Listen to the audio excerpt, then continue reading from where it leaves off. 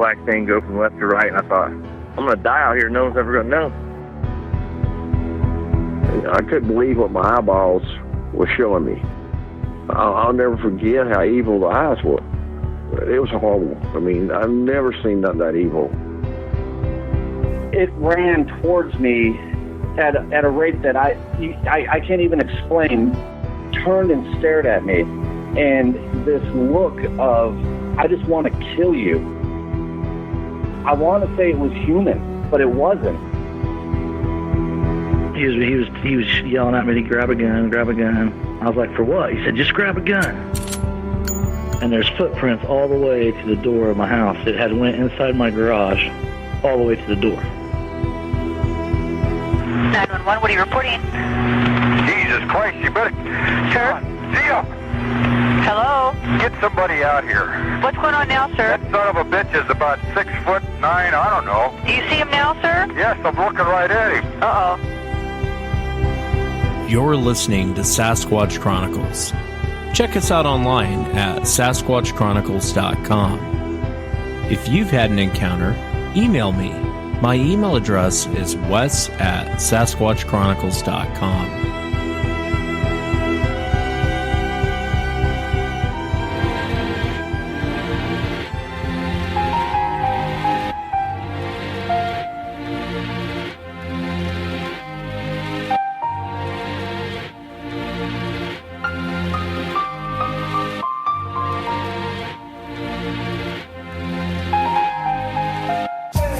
Welcome to the show, everyone. Thanks for being here tonight. Got a great show planned for you tonight. We'll be talking to Mike, and Mike actually comes to us from Virginia. And Mike had an encounter back in the late 80s. Him and a bunch of his friends were out partying in the woods, and they came across this white creature, this white, angry creature. And for many years, he didn't talk about it because he didn't think Bigfoot was white. But he'll be sharing his encounter tonight. We'll also be talking to Destin. Destin had a very strange encounter in Michigan with his brother, and I'll be playing some sounds, kind of comparing it to what Destin heard while he was out camping. And then we'll wrap up with Delbert. Delbert comes to us from Colorado. He was out fishing with a bunch of friends of his, and as he came around the bend, they saw this thing standing on the side of the road. A very fascinating account. If you've had an encounter and you'd like to be on the show, shoot me an email. My email address is wes@sasquatchchronicles.com. And if you get a chance to check out sasquatchchronicles.com, you can become a member and get additional shows. Let's actually jump into it tonight. I want to welcome Mike to the show. Mike, thanks for coming on. Yeah, man, no problem. Yeah, I appreciate you being here, Mike. And I know your encounter took place in Virginia, and I think your email said 1989, wasn't it? Yes, it was 1989. I was 18. 18. If you would kind of take us back to that moment, what were you doing, and walk us into what happened? Well, it was me and 6 friends, and we had decided to go to a real rural area. You know, at 18, parents aren't real cool with drinking, and you know, they was wanting to drink, and I was a designated driver, so I didn't drink anything. But we went to a real rural area, to a gravel back road. It's real close to the White Oak Mountain Wildlife Management Area here in Virginia, and that's 3,000 acres of game reserve. And you know, it was a real hot but clear night. No clouds, full moon. We got there, you know, and everybody started doing their thing and drinking and joking around. And I can't remember exactly how long we had been there. It wasn't long. I would say probably a half hour maybe. And all of a sudden we heard just a huge crash. I mean, like something fell out of a tree. And it was, you felt it thump. I mean, it was loud. And immediately after that, we started hearing, you know, footsteps, and bipedal footsteps. I've been in the woods hunting and fishing all my life, and I've heard bear and deer and everything, and man walking, and At first, we thought it was a man, but I mean, we were in the middle of nowhere. It slowly, it kind of circled us, and it was making real odd sounds, like a grunting, growling sound all at the same time. It sounded a little agitated. Uh, I had a 1 million candle power spotlight, and I tried to get a spotlight down into where it was at, but the cover was so thick it wouldn't penetrate it at all. Well, this went on with, it seemed like forever. It probably wasn't more than a couple of minutes, but it just seemed like forever. It made it down to probably about, I would say about 150 yards down behind us, but still kind of deep. And then for just a minute or two, we heard, nothing but it moving. And then all of a sudden, it cut loose with, I call it a roar, but it was kind of a cross between a roar and a howl. We could feel it. It was so loud. I mean, we could feel it in our bodies. And just about immediately after that, it stepped out into an opening. I hit it with the spotlight, and oh my! I mean, we lost it. We absolutely lost it, because this is nothing you're supposed to see. I mean, Sasquatch was the furthest thing from our minds that night. I was a skeptic. I had been, but it was no denying what was right there in front of us. It was no denying it. And we got some eye shine off of it. Yellowish green. It took about, it was at the bottom of a bank that led up to the gravel road. And in about 3 steps, it's about a 30-foot bank. And this thing covered that distance in about 3 steps up the bank to the road. Well, when it made that move, we all lost it. We panicked, and we started, fighting for position, piling in the truck, and it turned and came at us. And man, this thing could move. I mean, it could move.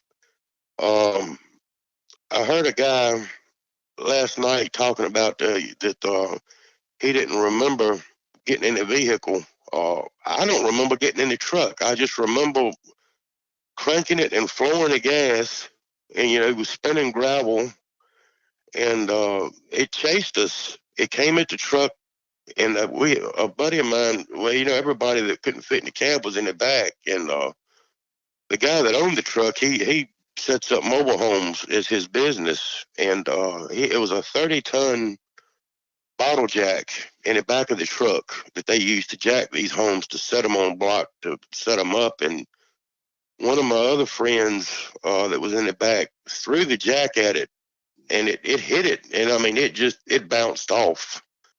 I mean, no effect whatsoever. I mean, any regular man, that jack, I mean, that would have been probably fatal.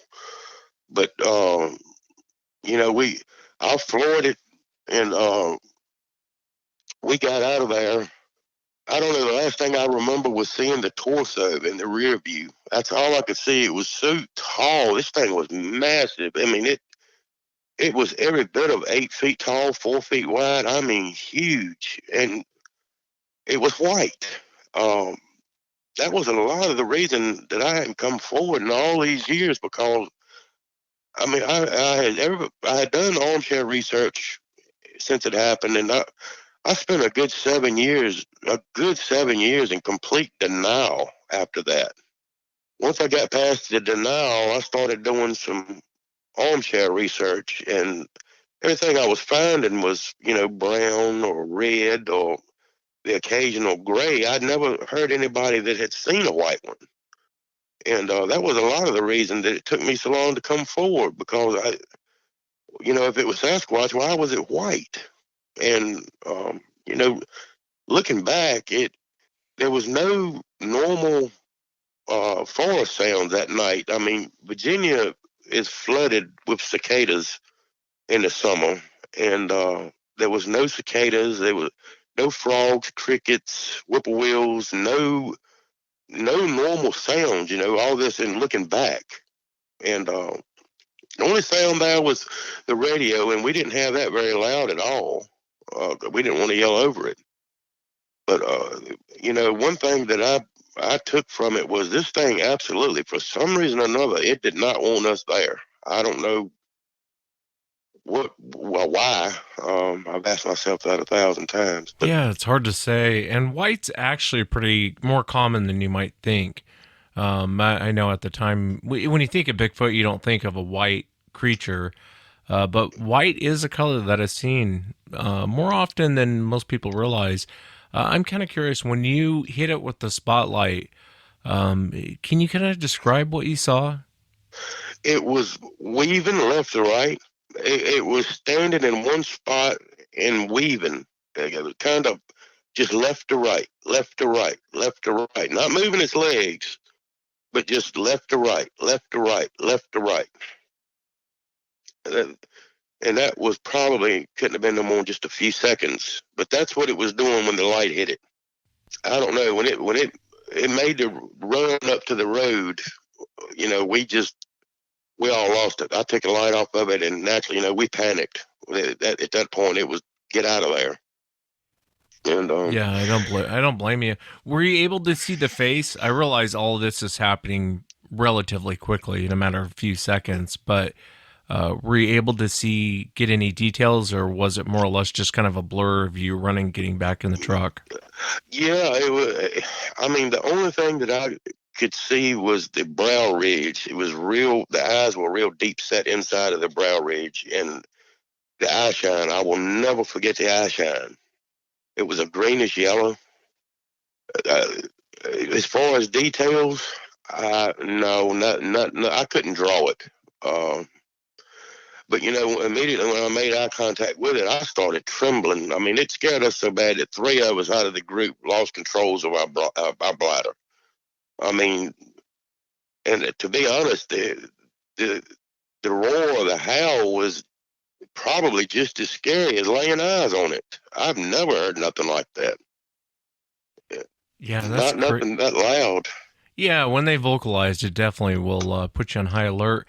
It comes out, starts chasing the truck. I wonder if it was actually trying to get someone, or if it, kind of like when a cat chases a mouse, a lot of times a cat won't actually catch a mouse, but it likes to kind of screw with it. Or if it was just trying to get you to go away. What was your impression of that night? Really, I honestly think if it wanted anybody in the back of that truck, it could have got them. Because it got that close. I really think the charge was to get us out of there. If it's close enough for me to see the torso in the rear view, then it's close enough. As long as its arms were massive, and the forearms especially. I mean, Popeye comes to mind, for lack of a better term. But I really deep down think if it had wanted somebody in the back of that truck, it would have got them. And we had one female with us. She used to sneak out to be with my other buddy, her boyfriend, and she was with us. And she had a nervous breakdown. I mean, she lost it, and we had to take her home. She had snuck out. Her parents hadn't even known she had left the house, and we had to take her home and try to explain to them what had happened. And they just looked at us like we was crazy. But I'll never forget it as long as I live. It was, I'm battling PTSD from it, severe anxiety. I don't go in the woods no more. If I love to fish, if I fish, I stay real close to a busy road. I don't get secluded by myself no, out there in the woods. It changed all of us, and Yeah, definitely. I mean, it was a monster that came running out of the woods, and monsters are, they're not supposed to be real. And a lot of people find out that they are actually real. The other thing I'm kind of curious about, so the parents didn't believe you guys, which is understandable, I guess, to some extent. The daughter gets out, then you guys come back with, we were chased by Bigfoot. I wonder what if I didn't believe in Bigfoot, I wonder what I would think if that happened. But So I understand where the parents are coming from, but in the same breath, if she's that upset, you think they would stop to listen to her. Did you guys ever talk about it afterwards? I mean, did you ever talk to that girl or anyone Oh else yeah, who was there? yeah, absolutely. It was the only people I could talk to about it because I was scared to come forward, because I didn't want the stigma that comes with it. I didn't want people thinking, he's a nut. But yeah, we discussed it amongst ourselves. That was the only people we could, and our families, of course, was the only ones we could really talk to about it. I haven't talked to my wife a whole lot about it. I haven't really talked to anybody a whole lot about it. Certainly not my therapist. You, once you go through that, it's hard to find any sort of relief. I've got more relief since I've came forward than I have in 30 years, being able to talk about it and not being ridiculed. And I've been real lucky so far. People have been real inquisitive and not judgmental, which is I was real afraid of. And I'll never be the same. I'll never be the same. Yeah, it definitely helps to talk about it. I mean, otherwise it comes out in other ways. You know what I mean? If you and not in great ways, if you don't talk about it. And I'm glad that you came forward.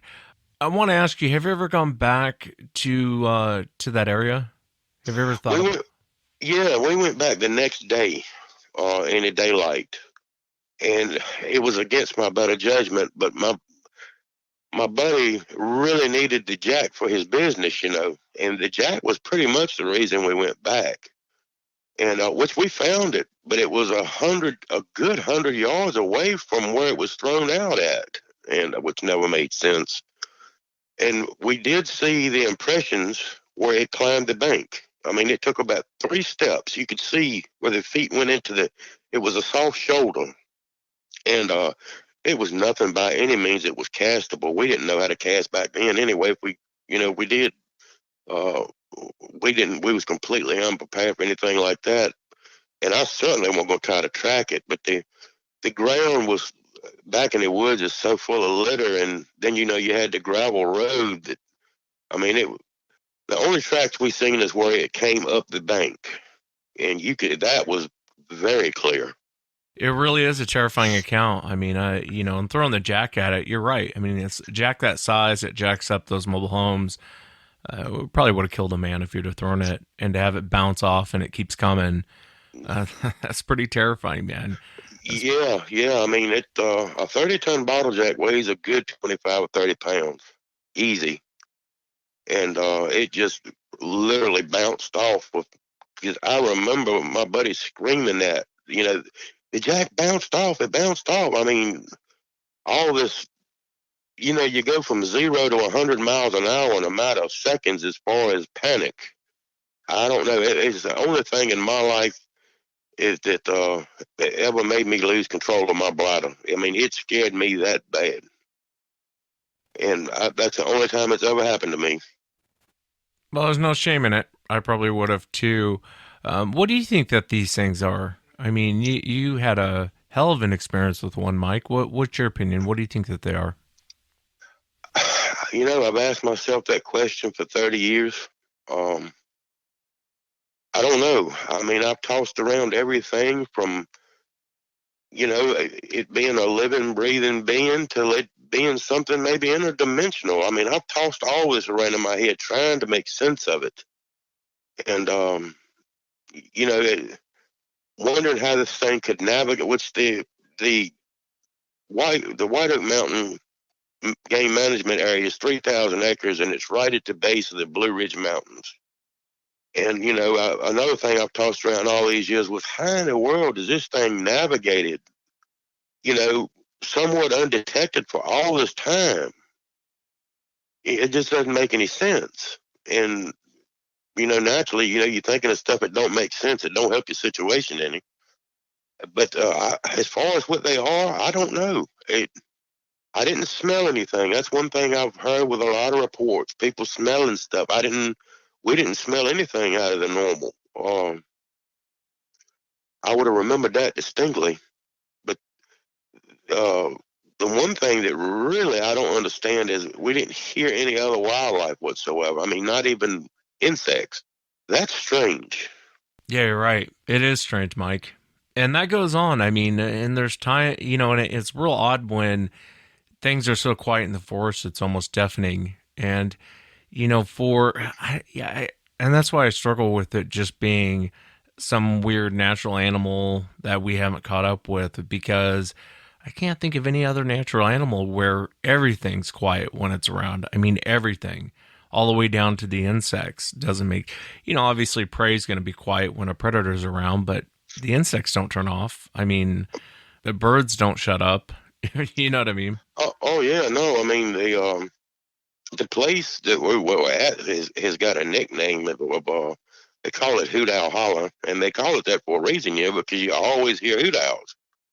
And we didn't hear any of those. Looking back, we didn't hear anything. I mean, it was extremely quiet, and the atmosphere is different. It's next to impossible to put into words. It's like a human instinct. You just sense things, and the atmosphere, you could cut it with a knife. I mean, it was totally different. It is. There's something in the air when these things are around. I get exactly what you mean. The encounter is terrifying. Thank God it didn't hurt anyone. It might have been a bluff charge. Kind of seems like a pretty heavy bluff charge, though, to come after people. And I've heard of that. I've heard of them going after and actually making contact with people. And you and I both know, I mean, you saw the size of the thing. It could rip you from limb to limb, and there's really nothing you could do about it. And in a lot of situations, they'll bump you, or they'll come after you, but rarely do they come after you and really rip you apart. There has been people have been killed. Don't get me wrong. I'm not saying that. I'm saying I think a lot of it is for intimidation, and a lot of it is to make you leave, go away. That definitely worked. Yeah. Yeah. I mean, it didn't. We didn't hear it breaking any branches, other than the initial crash when we heard it. I didn't hear it breaking any branches. It didn't. When it stepped out, it didn't throw anything. None of that. I hear a lot of reports about them, snapping branches, and now, of course, when it first started, I mean, it could have been snapping little saplings and stuff, because all we could hear was it moving. But as far as once I made eye contact, it didn't do nothing but just basically weave from left to right, left to right, left to right. That was before the initial charge. And was it rocking from right to left? Is that what you're saying? Yeah, that's a good word for it. Yeah, it was rocking. It was standing in one spot, directly squared up with us, and just left to right, rocking left to right, left to right, left to right. Yeah. I don't know what that meant. I don't understand. I've never really researched primate behavior. That's exactly what it did. Just left to right, left to right. Yeah, a lot of primates, and I'm not Sasquatch might have some of that DNA in it. When you talk about non-human primates, they do that when they get nervous. They'll kind of rock from side to side when they get nervous. And sometimes if you watch a lot of chimpanzee behavior, they'll work up their it's like they're trying to build up their nerve to attack you. And a lot of times they'll do that. They'll rock from left to right. And I don't know if it's a nervous tick or nervous behavior. There's a lot of non-human primates do that. There's a lot of we're primates too. There's a lot of human primates that do that when they're nervous or whatever. I've seen that behavior back in the day with people where they will, when they're nervous, they'll do that.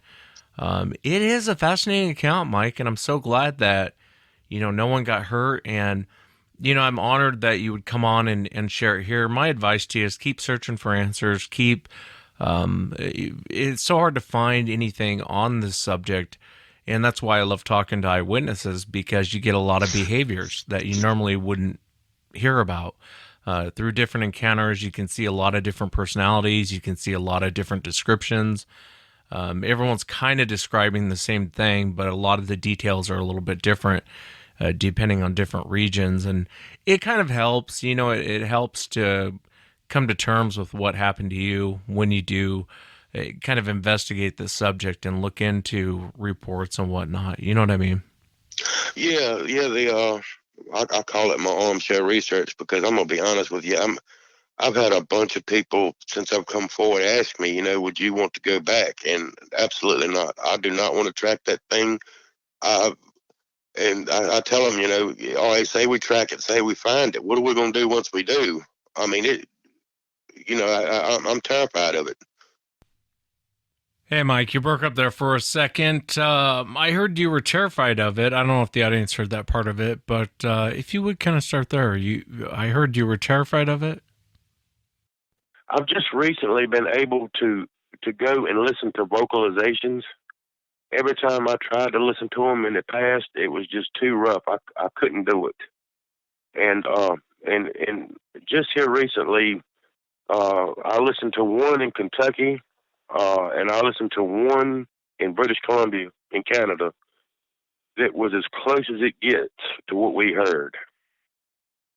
The one in Kentucky really made me feel a lot better, because I was thinking, Kentucky's close to Virginia. Maybe I ain't crazy, But, it's a couple of recordings out there that are really, really close to what we heard.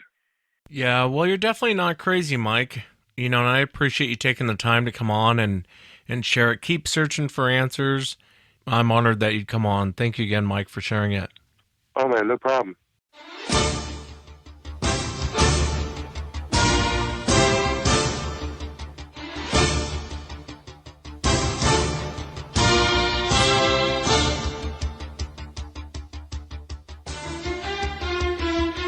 And I want to thank the sponsor of the show, MyBookie. MyBookie loves Sasquatch Chronicles, so show them some love back.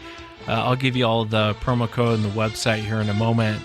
On Thursday, I don't know if you guys caught this or not, there was an altercation between the Browns pass rusher, Myles Garrett, and the Steelers quarterback, Mason Rudolph, and it escalated into this fight at the end of the game. I'm sure if you're into football, most of you have seen it. The whole helmet incident where he takes a helmet and bashes a guy over the head with it. There's actually audio from that. Those guys were mic'd up when that was going on, and I got exclusive audio of that whole incident because those guys were mic'd up. Let me see if I have it here. Here it is. Here's the incident. These guys, again, they're mic'd up, they're on the field, and it was quite the altercation. Killed a man. You'll stand trial for it. Now get back. Move! Turn him loose.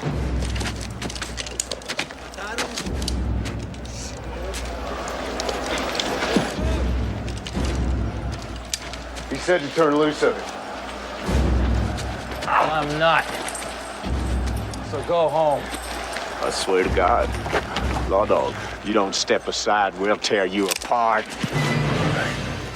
You die first, get it? Your friends might get me in a rush, but not before I make your head into a canoe. You understand me? He's bluffing. Let's rush him. No. He ain't bluffing. You're not as stupid as you look, Ike. Now tell him to get back. Go on now, get back. Go on! Billy! He'll kill me.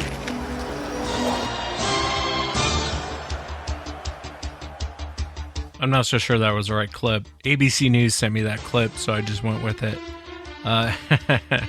Between football season, NBA, and the start of college basketball season, it's time to get off the sideline and get in on the action with MyBookie. If you're going to bet this season, do the smart thing and go to mybookie.ag, because no one else gives you more ways to win.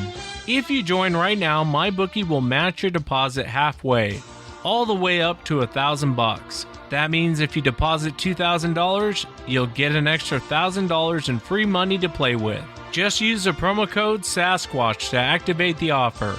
Once again, that's promo code Sasquatch to take advantage of MyBookie's generous sign-up offer. Visit mybookie.ag today. You play, you win, you get paid. And I want to thank MyBookie again for sponsoring the show.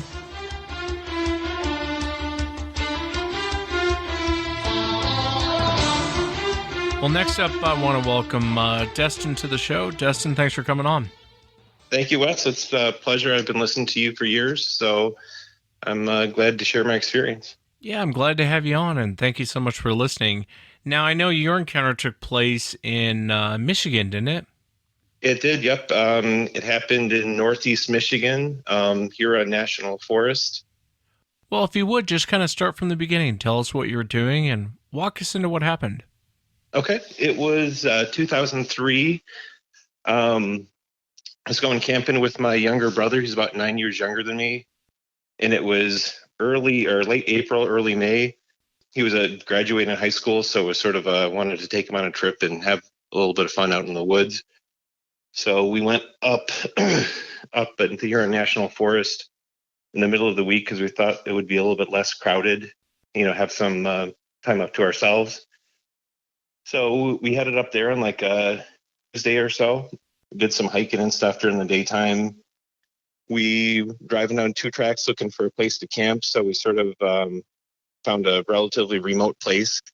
It had a nice little clearing spot for us, set up a tent, trail going down, a little bit of hills on both sides and a little bit of valley going back down. And it was pretty late in the evening by the time we got there.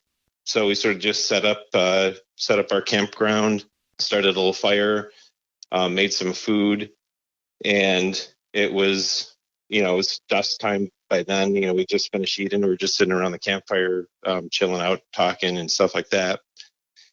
And it was dusk. It was just light enough where when you're in the little bit of meadow, you can see around, but you can't really see through the trees and through the woods and stuff. And my brother mentioned that up on the hillside, it sounded like there was something walking around up there. And it wasn't very loud because I didn't hear it. And we just figured it was probably a squirrel or something. So just continued hanging around by the campfire. And about 10 minutes later, we heard what sounded like a log rolling over. Not like a tree got pushed over, but like there was a log that was laying on the hillside. And it got, pushed over, turned over. We pretty much assumed right away that it was a bear because we sort of figured that they might have came in for the food, the smell of what we were cooking. And sometimes we figured that they probably push logs over on the ground to sort of eat the grubs and stuff underneath there. So we tossed some more wood on the fire, took our food, put it inside the car. So we figured there's a bear around the campsite and we're sort of a little bit on a heightened state. We just, continued to sit around the campfire talking. The light had sort of faded away by now and it was pretty dark by now. And then where our campsite was sitting, there was hills on both sides. And this is Michigan, so it's not like it is out west or in the Pacific Northwest or the mountains. The hills are only like 30, 40 feet on either side of us. But down about 100 yards away through some of the trees and down the valley of where we were sitting, we heard this extremely loud scream. It was like a scream, like ah. But what really impressed us about it was not only how loud it was. I mean, it's one of those things where you can sort of feel it in your chest a little bit. But that scream lasted for like 8 or 10 seconds, like louder than a human could do, louder than anything else we knew in the area. We had assumed it was a bear. It was going around, but we both were looking at each other and started talking about it. Where we were at, there's about an elk herd in Michigan about an hour north of us. And just from the pure volume of it, we were sort of imagining like the lung capacity of this thing that a black bear would not be able to produce that sound. We were thinking that maybe an elk was able to produce the sound, but it didn't sound like what we would expect a noise an elk could make. Did it sound kind of human? I would consider it potentially to be in the human range. It didn't sound like anything. I mean, the volume. It was not human just from the volume and the length of it. I mean, there's no human that has a set of lungs that are going to be that large. But yeah, I mean, it wasn't like a weird, abnormal sound that I think a human couldn't make. And it was like, ah, but it just kept going and going and going when it did that. So we were super confused at this point in time. And about 2 minutes later, it went off again. And it was, the valley's not that wide. I mean, it's maybe like 30 yards wide. But the noise sounded about the same distance, but it was off in a little bit different direction. And we just were trying to figure out what it was, because at this point in time in my life, I really didn't have a lot of exposure to Bigfoot. I mean, what I heard about Bigfoot was like from Harry and the Hendersons, seeing the Patterson film, and like seeing a couple of old newspaper articles with people holding up big plastic vests and stuff like that. Yeah. So it's, I mean, you try to frame something in what makes sense, and really nothing was making sense. And it sounded, the other thing about it is it sounded like it was directed directly at us, and it didn't sound like it was happy. It sounded like it was sort of upset or angry. And we kept on just talking about what that was going to be. And then it went off a third time a couple minutes later. I mean, that same, that long drawn out sound. And we really couldn't figure out what it was. I mean, we're between a bear and an elk, but it didn't sound like either of them. But we sort of figured whatever it is, it's upset, it's angry at us. Whether we were, whether it saw us, whether it didn't like the noise we were making, whether it didn't like the campfire. It sounded like an angry animal, and we didn't want to provoke it at this point in time, because we could just imagine some huge, massive animal sort of pacing off in the distance, yelling at us, angry at us. So we thought our best course of action was to go inside the tent, sort of be a little bit quiet, and, it'd leave us alone. It wouldn't see us. It wouldn't hear us. It would sort of take off and leave. So that's what we did. We went in the tent, just we're quietly talking in there, and nothing after that. I mean, once we went inside the tent, there were no more screams. I mean, whatever it was seemed like it left and was gone. We pretty much just, a half hour after we went in the tent, I mean, we turned the flashlights off. We weren't talking real loud, so we didn't know how to provoke anything. We just sort of dozed off and fell asleep. And so we were sleeping. My brother was to the left of me, just a small 3-person dome tent. I was sort of in the middle of the night. I was half groggy, and I heard a voice talking. And I was still, you're sort of half awake, half groggy.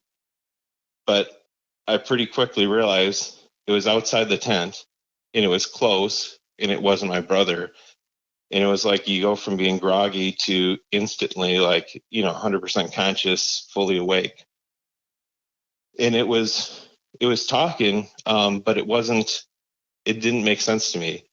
What it sounded like, the closest thing it sounded like to me was, back when I was a younger kid, they used to have, you'd hear people talk about, you play this record backwards and you can hear hidden messages in these music songs.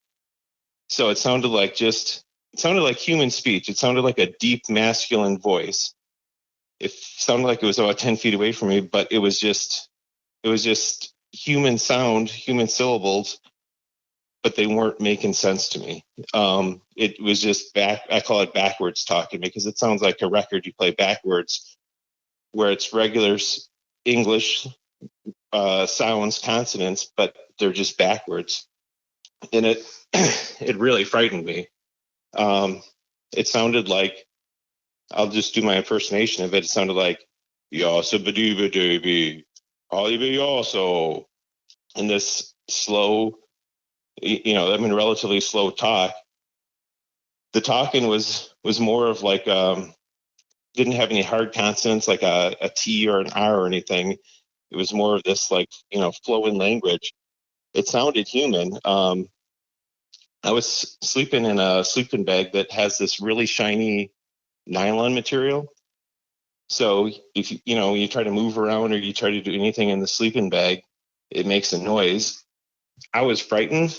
I'm I mean, you're in the middle of the woods, miles from anywhere. It's the middle of the night. I mean, at this point in time, I still was thinking, I was thinking it was a person, because, you know, that's the only frame of reference I had. I mean, there's something talking to me right outside my tent. But if you have somebody come to your campsite in the middle of the night in the middle of the woods, I'm thinking there's not a good outcome. I mean, they're not coming there to share a beer with you or to have a friendly talk. I mean, I get it, man. I get it. Yeah, Yeah. it was frightening because I didn't understand the language. I thought it was I thought it was somebody that was foreign. I thought, I mean, it was somebody speaking a different language. The weird thing about it, though, that I didn't realize till even later on when I was awake, is that even when you hear somebody speaking a different language, I mean, you might not know Spanish, you might not know French, you might not know German, but when you hear them speak that language, you can sort of tell that they're speaking that language. But what I was hearing, whatever it was not a language that I could identify. So because I was afraid, I didn't want this person, this thing to know I was awake and I was sitting up in my tent. You know, I wanted them to go away. I mean, I had, you know, you're like a little kid. I mean, you're trying to, you know, you hide underneath the blankets and nobody can see you, nobody can hear you. But my brother's sitting next to me and I'm freaking out in there, but I don't want this thing, whatever it is, to know that I'm awake, then to know that I'm moving around and I'm awake in there. So it felt like forever, but I'm slowly moving my arm out of my sleeping bag and end up, you know, prodding my brother, trying to wake him up so he can, I mean, you know, shared misery, so we can both be in the situation, we can both be awake, we can both be prepared for whatever, you know? Yeah, I get it. I laugh. The share the misery part made me laugh. Yeah. I have brothers too as well. Yeah. Yeah. So, I mean, this thing, you know, it probably was talking for about like 45 seconds, maybe a minute. But it would sort of say like a couple phrases and then it would sort of pause and you wouldn't hear it for a little bit. Then it would say it. I was expecting the worst. I mean, I was waiting there for something to happen. And it just, I mean, after, you know, 45 seconds or so, it stopped talking and it didn't continue. I was waiting because I figured whatever it is going to have to, you know, walk away, move away from the tent because it was really close to us. I mean, it was this loud voice that was just close to the tent. And after I didn't hear it talking anymore, I, you know, stopped poking my brother. But I was so afraid, I just spent the rest of the night motionless, trying to not make any noise, trying to listen for anything. And I don't know what time it was in the middle of the night. I didn't have a watch that I could check, but I mean, it was hours and hours that I was sitting in that sleeping bag, just motionless. And I remember it was just about dusk or dawn time, and I heard a bird start singing, and that felt like, you know, my saving grace because you know, I figured it had been hours and hours. The light's up now. It's probably safe to go to bed, so I sort of dozed off. And then, you know, a little bit later, my brother woke up. The first thing I told him is I couldn't wake him up. I mean, he's a hard sleeper. So you know, I was telling him all about this. There's somebody in our campsite in the middle of the night. They were talking and, you know, it scared the hell out of me. And I said, we need to go out there and see, you know, what they were doing or if we can figure out what was going on. And I told him that there was this bush that was about 10 feet away from our tent. I said, sounded like it was coming right from by the area that bush was. So we get out of the tent, put our shoes on and go right over there. And this is more of, you know, it's a meadow, but I mean, this is not like a muddy terrain. This is, I mean, it's just like a forest floor and meadow and stuff like that. So there's not a good spot where it's going to leave a really good impression, but right behind that bush was sort of a little bit of a low spot. And it was the springtime still, so the ground was pretty moist and wet. But we saw a gigantic, huge footprint. Had 5 toes. We were looking, there was no claws. It went all the way back to a heel. And it was facing towards the tent directly behind that bush. And the wheels in our head started turning and turning. Oh, yeah. I bet. Yes. So, I mean, because at this point in time, we'd heard, we thought there was a bear.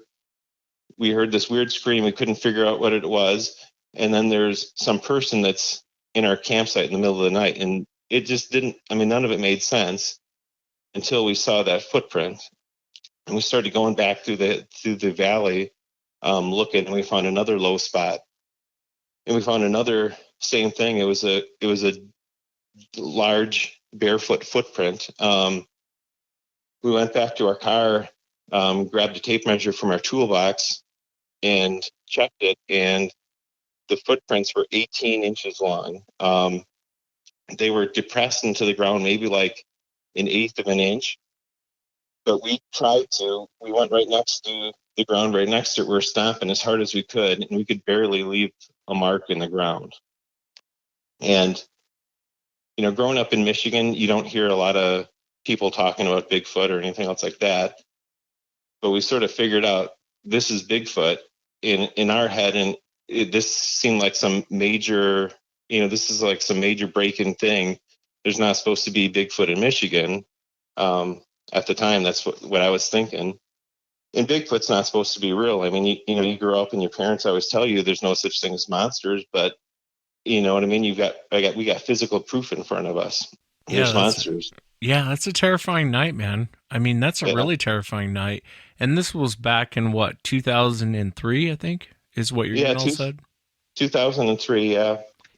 So, I don't know if Bigfoot is more prevalent in the media now, but ever since that encounter, I have a thirst for knowing what these things are. And so, I read about it and look up for it and try to have other encounters. But at the time, this was, wasn't anything that I would think of. We didn't think Bigfoots were in Michigan. Yeah, and I can understand that. Can I ask you what you heard? Did it sound like this?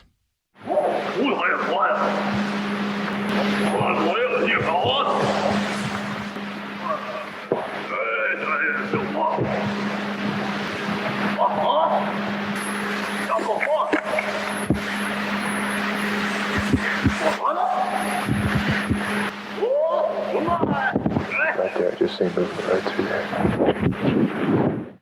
Is that kind of, and you know what, Dustin, you're right. They don't use R's and T's. I never thought about that till I just listened to that and I heard you make that comment. But going back to, and that may not have been what you heard, but was that close to what you heard or was it way off? No, it was pretty close. I think the first part where I was talking sounded more forceful and more than what I was hearing. But towards the end of the recording is more or less what I heard. It was more like flowing sounds, like some of those same consonants. The same letter strings seem familiar. I think the one thing that when I heard it, it was stringing longer word. I would call them words, but I don't know if they use words. But it was longer words together, and that thing sounded that with the recording you played sounded like it was angry or upset. What I heard sounded like stone cold, no emotion. It was just putting those words out there. But yeah, I think the character letters and stuff sounds very similar. Yeah. Yeah, that's fascinating. One other question I want to ask you, and I want to come back to this, talking, and I want to get your opinion on something. Before we do that, before all this started happening, so you guys are setting up camp, kind of sitting around the campfire, and you hear this yell. I'm curious, did it sound like the Ohio Howl? And I can play it for you if you want. Well, let me just play it. Did it sound like this?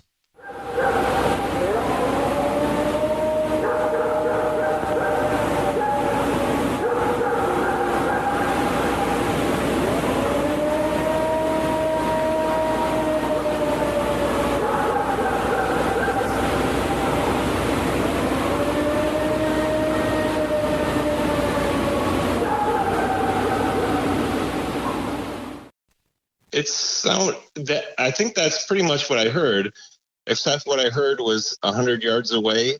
and was vibrating in my chest. So, I mean, it sounded like that, but really, really, really close up. I mean, in that one sort of sounded like it was, off in the distance. This was directed towards us for sure. I gotcha. Yeah, and I want to ask you, and it's, man, sir, forgive me playing sounds because it's the only way, instead of me saying the Ohio howl, a new listener might be like, what is that? And the one before was the Sierra Sounds with Ron Moorhead. Ron Moorhead and Al Berry captured those back in, I think it was the 60s or 70s. When it was talking, when you were in the tent, do you think it was talking to you, or do you think it was talking to another one that was close by? There was only one voice. It was only from something that was 10 feet away from us. I didn't hear any other movement, any other sound. It sounded to me like it was directed towards us.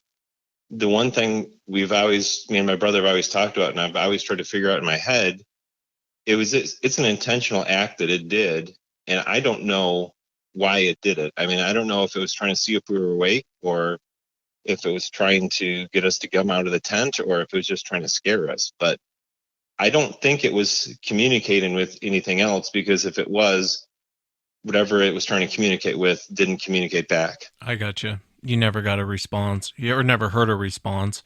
Never heard it. It's still terrifying to hear him talk. I heard him talk one time in Texas, heard him chatter, I call it. And it is a real bizarre thing to hear because, and I can kind of see you sitting in your tent and the wheels in your mind are going, is this a guy? Is this some Russian guy that's out here trying to cause trouble? You know what I mean? And and I say Russian because it kind of, we're kind of that Asian, I'm sure to them we talk odd, but, and I could see you sitting there going, man, it's someone just stepped into our camp, and what are they talking about? That's terrifying. Did you ever go back? Did you ever go back to that area? Yeah. Well, the one thing is, when we left that morning, we were giddy. We were excited. This is some new discovery to us. So we wanted to get a plaster cast. So there was a town about 15 minutes away, and they had a small hardware store, and we went to the store, and they didn't have any plaster. So we were tooling around and doing some other stuff. But we're driving back, and we're at still this point in time. I mean, it was a scary night for me.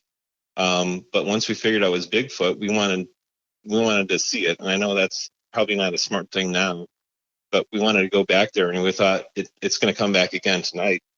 We might have a chance to see it or something. So we're driving back, and we're going back on that 2-track, and we're getting close, and we're giddy, we're excited. We've been talking about it all day, and we get close to the campsite, and like the mood, the feeling just changed. And we both talked about how it felt like we were being watched when we were about maybe, I don't know, like 300 yards away from our campsite. We sort of got up closer to it, and we saw our tent, and our tent was flipped upside down.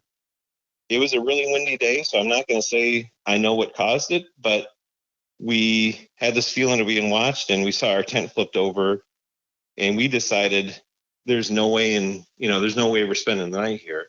This is, it's crossed a level where, we just felt uncomfortable. So we were so on edge that we flipped the tent back over. One of us would go inside and would, pack up their clothes, roll up their sleeping bag, while the other one was standing outside that tent, swirling around, making sure there's nothing sneaking up on us, while the other person did that. And then I have been back to the area since then. Once I had this experience, I mean, it's hooked me for life. I want to know what's going on. I want to know what these things are. So I have been back there. I've never had an encounter at that specific site. I've camped up there tons of times and haven't seen anything since. A couple of years later, I heard wood knocks in a relatively close by area, but I've never had another experience like that again. Yeah, and it could have been the wind. A lot of times wind doesn't blow over tents when they're full of sleeping bags and clothes, though. You know what I mean? Yeah, I mean, there had to be at least 30 pounds of stuff in that tent with our, each had a duffel bag of clothes and tents and stuff like that. And I don't know what it was, but if it was them, they were sending a message. They didn't want us there. Yeah, probably. Probably. What do you think that these things are, Dustin? What's your opinion? I've never seen one, so I feel a little bit behind the eight ball there, but it left behind physical evidence. It has enough mass where it can impress deeply into the ground. It seems like it's an intelligent creature. It knew we were there. It was messing with us. It was trying to get rid of us. I sort of think they're a flesh and blood creature. Maybe some offshoot of, Gigantopithecus or something else like that. But there's weird stuff. You always hear about weird stuff. I listen to your show. I hear about weird stuff. So it wouldn't surprise me if there's something else. But as far as I know, I think flesh and blood. Yeah, the language thing throws me off too, because I've heard it, and I've heard of witnesses, who've been real up and close and personal, like you were. Realistically, it was just separating you. A piece of thin fabric was separating you and this thing as it was talking back and forth. The language thing really throws me off. I'm not sure what to make of that, but they do seem to be flesh and blood. I'm not saying weird stuff doesn't go on, because it does, but they do leave trace evidence, like the footprint you found. 18 inches, man, that's a big footprint. Yeah. Oh, the other thing is, we measured the bush that was right next, right 10 feet away from our tent, and it was 8 feet tall. And I have to imagine that whatever it was standing right behind that bush. And I'm guessing it could probably see over that bush and see down, and was looking right at our tent when we did it too. So I have to imagine it was a pretty big, gigantic guy, Yeah, it seems like it, especially with the footprint you found. It's a fascinating account. I love hearing the vocals. I realize you didn't see what caused it, but a lot of the vocals that you describe, and some of the ones that I've played, a lot of people hear that out there. A lot of hunters hear that, and they're not sure what to make of it. But, it really is a fascinating account. I really appreciate you taking the time, Dustin, to come on and share what happened to you and your brother. Thank you, Wes. I appreciate everything you've done. The one thing I appreciate about your show is I think it gives a good outlet for people to share their encounters. Me personally, I haven't shared it with very many people, just because, the fear of being ridiculed. And I think your show is a great way to share your encounters. Thanks, man. I appreciate you saying that.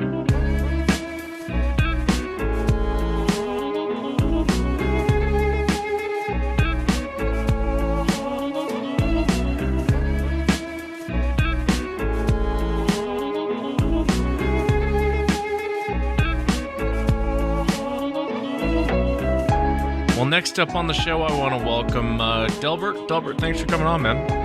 Yeah, thanks for having me. Yeah, I appreciate you being here. And I know you had an encounter out there in Colorado. If you would you just kind of start from the beginning, kind of tell us what you were doing, and walk us into what happened, if you would. Yeah, for sure. So it was last Saturday, and me and a couple of my buddies, Albert and Isaac, went fishing at 11 Mile Reservoir. And it was the first time we'd been out there, but we just decided to go out there that weekend, just kind of enjoy it. And we went out there about 10:30. And it was a beautiful day. Not a cloud in the sky, and it was perfect fishing weather. But we fished all day long, probably until about 5:30. So we got skunked on fishing, of course. But we're heading back down, and we're going back to Pueblo. And probably about 10 miles out of 11 Mile Reservoir, we were coming around a left-handed bend, and it was starting to get dark, and I saw a movement on the left side of the road, and caught my attention quick. So I kept all my attention on it, and it looked like a big person. So what went through my mind is, I was like, what's this dude doing? Because it was getting dark, and it's really cold out there. And I just kind of thought, like, what's this dude doing right now? And, it just looked like a really, really big human. And, as we came around the bend, the headlights shined on it a little better. And when that happened, it kind of looked like it was hunched over a little bit, like facing the hill on the left side of the road. And I saw it, and it kind of looked over its shoulder because I could see it look at us, and the headlights kind of shined on it, and I saw his face, and it showed two eyes, and the eyes were bright, probably bright like a star, and it kind of gave us a look of just evil. It was just like a creepy, eerie feeling, and it was probably the creepiest thing I've ever seen in my life. But the face kind of lit up, and I saw, the best way I could explain it was probably like a monkey. The face is kind of bald and there's some hair around it. But like I said, like the look that it gave us was probably just the creepiest thing I've ever seen in my life. I mean, even thinking about it just kind of gives me goosebumps. But as it came around the bend, all three of us were like, "Whoa, what was that?" And we all three of us saw it, and we all seen some features and just different features of it. But as we came around the bend, the headlights shine on it, and I saw it look, and all of a sudden I saw it turn towards the hill on the left-hand side, and I saw it take like a two-step, and I saw shoulders. I saw it kind of pump its shoulders like it was running, and then we passed right by, and I couldn't see it anymore. But, we passed by, and there was a boulder that it was standing kind of behind, and the boulder was probably about 6 feet tall, and it stood about a foot above the actual rock. So we kind of guessed that it was probably about 7 or 8 feet tall. But when he pumped the shoulders like that, I saw the shoulders, and I also saw hair, which was like a pepper color hair, like a gray and black. So it was something I've never seen before in my life. And I grew up in the mountains, and Albert and Isaac go fishing and go to the mountains a lot, so we all know what animals look like. And I can say for a fact it was an animal that I've never ever seen before in my life. Yeah, and I know we were going to have Albert and Isaac. We were talking about having them on. I was kind of telling you, I mean, I would have had them on, but sometimes it doesn't work out great in podcast format because everyone starts talking at once. I want to ask you, what did you think of the Sasquatch topic prior to this? I know you live out in Colorado. Did you ever give it much thought, or? Well, yeah, I mean, I do, because I know a lot of people that have said that they've seen it. Like even my dad actually has his own encounter with it, driving to Denver on his way to work. But I mean, it was kind of something I was skeptical about, and I just kind of thought, well, maybe, but I didn't know for sure, and I was just kind of skeptical about it.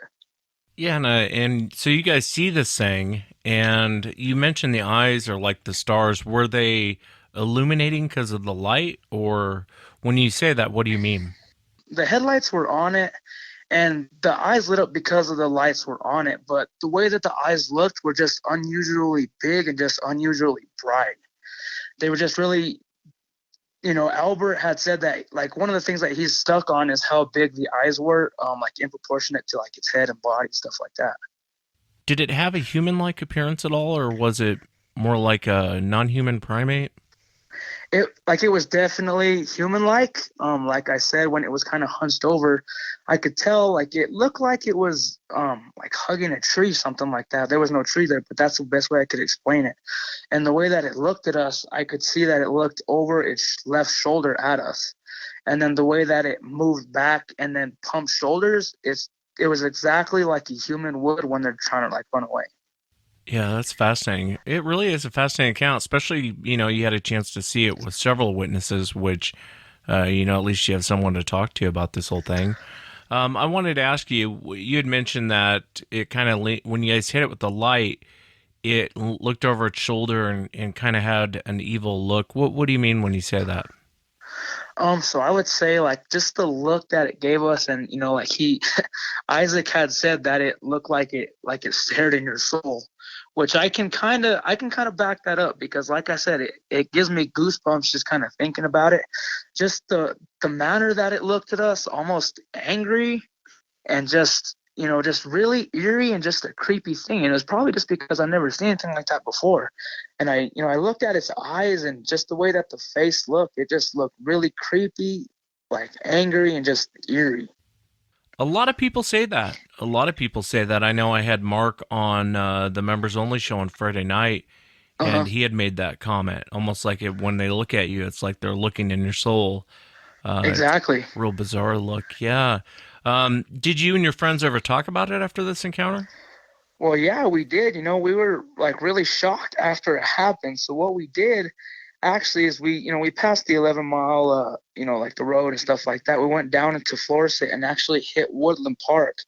And we stopped there and we ate at Wendy's, and we were like continuously talking about it. We even kind of were skeptical about asking some of the locals around there if they've ever seen something like that, but we didn't, just because we didn't think anybody would believe us. But we ate at Wendy's, we got gas, and all three of us, Albert was like, maybe we should go back out there. Isaac was like, I don't know, maybe we should, maybe we shouldn't. But we actually decided to go back out there. So this was probably about 7 o'clock. And we took that drive up there. We went all the way back to the reservoir and kind of tried to retrace our steps. And we had a big mag light that I was shining out the window the entire time. And, we kind of kept stopping at the left-hand bends just to kind of see if we could verify where it was and see if maybe, possibly see something, footprints if we were really lucky. But, we couldn't get 100% where it was exactly. But we have a couple ideas where it was, because like the left-hand bends, and we were looking for the big rock that we saw, stuff like that. But we couldn't find anything else to go with it. Yeah, I know you mentioned your dad had an encounter. Did you talk to your dad about this? Yeah, I did. So he actually, I think it was about 4 years ago, he was on his way to Denver driving, and like there's some places there, like, where there's trees and bushes and stuff like that. And he said that when he was driving, another car's light actually shined into the forest there, and he saw a human-like creature like that. And he said that it freaked him out crazy too. I don't know if it looked at him or what it did, but he said that it was a human-like creature, really big, hairy. And he said that he was looking for people that maybe pulled over or something like that. Maybe they had a flat tire or something. But, he had that sighting. He said that it really freaked him out too. And I talked to him about it, and, he definitely does believe me, because after that sighting he had, it changed his mind definitely too. Yeah, it's kind of nice when your dad's had an encounter, and then most of your buddies you're with that haven't had an encounter. And thank God it wasn't really aggressive. A lot of times they will just leave. It's kind of bizarre that they hang around the side of roads, and you hear that a lot. There's a lot of eyewitnesses that'll have where they're coming up the road, and at the last minute this thing steps out right in front of the car, which you're right. It's bizarre. It's very bizarre. It is, and we were talking to actually Isaac and Albert's brother, James.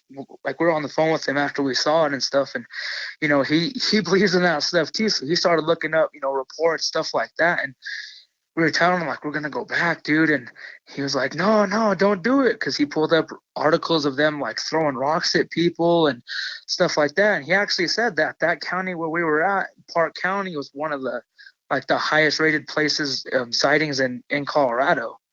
So we were just kind of, that's why we were kind of skeptical of going back, but we did, but Yeah, well, be careful if you go back. I mean, you saw how big this thing is, and if it gets its hands on you, you're in trouble. Exactly, yeah. I think most of the time they'll probably get up and leave and probably won't harass you. Most of the time. Not always, but most of the time. What do you think? What do you think that they are? What's your opinion, Delbert? Have you talked with your friends and you guys kind of talked about what really is this thing? Yeah, I mean, I've told a lot of people about it, and there's some people that believe me, some people that don't. But like I said, I'm from the mountains, and, the other two are from, places where we go like hunting, fishing, stuff like that all the time. And it was an animal that I've definitely never, ever seen before in my life. And I know for a fact it was not a bear. It wasn't a deer. It wasn't like a moose, nothing like that. Just because of the way the back wasn't, like back. It was like the back actually went down. It had shoulders, and it looked really, really human-like. And I mean, it, in my opinion, it could be, it could be a Sasquatch, and it could be, I know for a fact that it wasn't an animal I've ever seen before. Yeah, well, it's a fascinating account, especially with the stink eye it gives you. A lot of eyewitnesses say that. They say when they turn and they look at you, it's very like piss off type look. You know what I mean? Exactly. Yeah, it was that. It looked like angry, and like Albert had said too, it's just weird that all three of us actually seen it, because there's a lot of encounters that people talk about and only one person saw it or something like that. But you know, all three of us could give you, you know, the same exact story on what we saw. And it's crazy to be able to have people, like you said, that you can talk to and actually seen it with you and witness it with you. Yeah, well, be safe going back out there, man. If you and your friends decide to go out there, just be careful. Treat it the same way you would a bear. You know what I mean? Oh, yeah, exactly. You're not going to cross a bear, so. Yeah, you're right. We're planning on going fishing up there, I think, this next weekend, so we'll be extra cautious this time. What kind of fish you get out of there? We're trying to get the big trout over there at 11 Mile. There's a lot of stories of the big trout, so we actually started doing ice fishing and stuff like that last year. So it's still open water right now, but we're trying to get the big trout. Well, I wish you guys luck out there, Delbert. And thank you so much for coming on, man, sharing your encounter. I really appreciate your time. Yeah, for sure. Thank you. And I appreciate you having me on. And that's it for tonight, everyone. Remember, if you've had an encounter, shoot me an email. My email address is wes@sasquatchchronicles.com. If you get a chance, check out sasquatchchronicles.com. You can become a member and get additional shows. Until next time, everyone.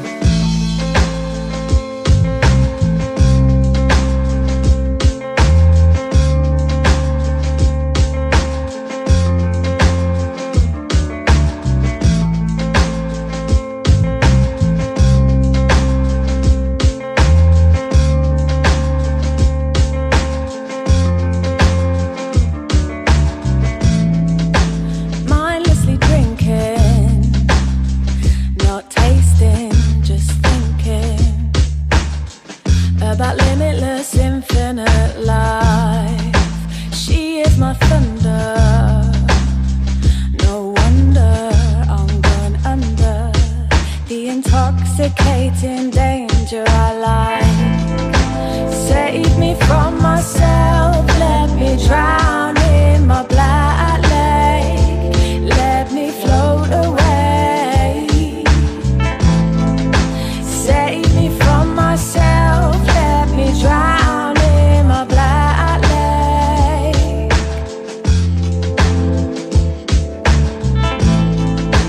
Beauty is a black lake. Let me sail away.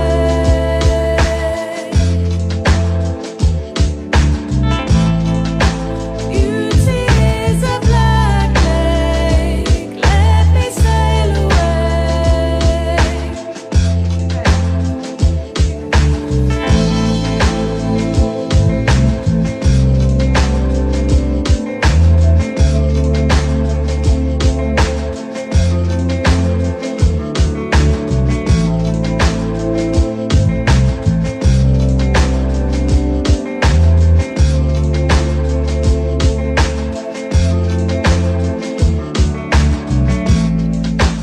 Darkness approaching, deep water keeps flowing. It inhales me in the stormy tide. Endless emotion, a dawn thought, a notion, an epiphany, bring the shore to life. Save me from myself, let me drown